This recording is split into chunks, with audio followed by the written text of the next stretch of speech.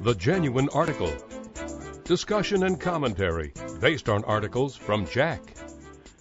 Hello, I'm Tony DeMaria, the editor of JACC, and I'm here with a discussion of another one of our very interesting papers that's just appeared in JACC. In this particular case, I'm talking to Dr. Stephen Nichols, who's assistant professor of molecular medicine and the director of the Atheroscl laboratory at the Cleveland Clinic.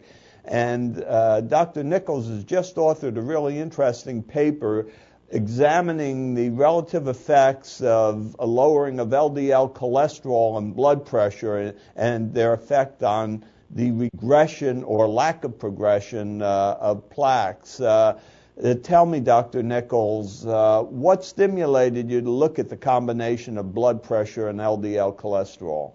Well, Dr. DeMaria, as you know, we've now used serial intravascular ultrasound, or IVUS, in a large number of clinical trials to evaluate the effects of medical therapies on the progression of coronary atherosclerosis. And what we've really learned in those studies is that therapies that target established risk factors such as LDL cholesterol and blood pressure in particular appear to have a beneficial effect in slowing disease progression. So we were very interested in the concept of looking at whether there was an incremental benefit of intensive lowering of both of those risk factors, with this concept of global risk being particularly important for the patient with CAD.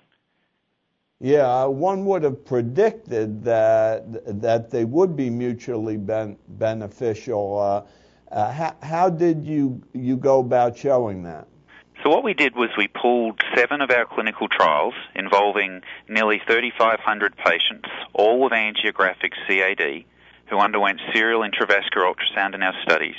And we stratified patients according to their achieved on-treatment levels of both LDL cholesterol above or below 70 milligrams per deciliter, and a systolic blood pressure of above or below 120 millimeters of mercury.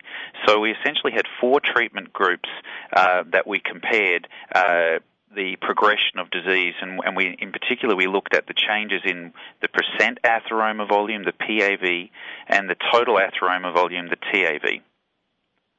Yeah, and I know from your results that clearly blood pressure and LDL cholesterol do have an association. What we basically see is that if both of those parameters are higher, i.e. an LDL greater than 70 and a systolic blood pressure greater than 120, they are the patients who have the most progression of disease.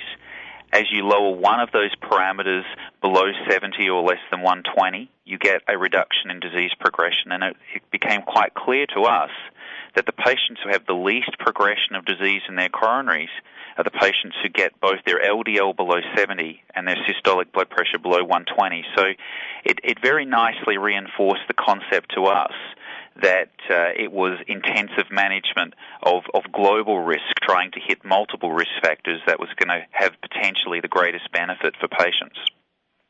Yeah, could you determine whether LDL or blood pressure was more effective? It did look like LDL was more effective. It looked like you had a bigger bang for your buck by getting your LDL below 70 than getting your blood pressure below 120. And in other words, you know, the incremental benefit of taking a patient who already had an LDL below 70 and then getting their blood pressure below 120 was less than the opposite. Well, I'm convinced. I'm keeping my LDL below 70 and my systolic blood pressure less than 120, and hopefully I'm going to eliminate the progression if I have any plaques. Thanks very much for being with us. Thank you. Pleasure to be here.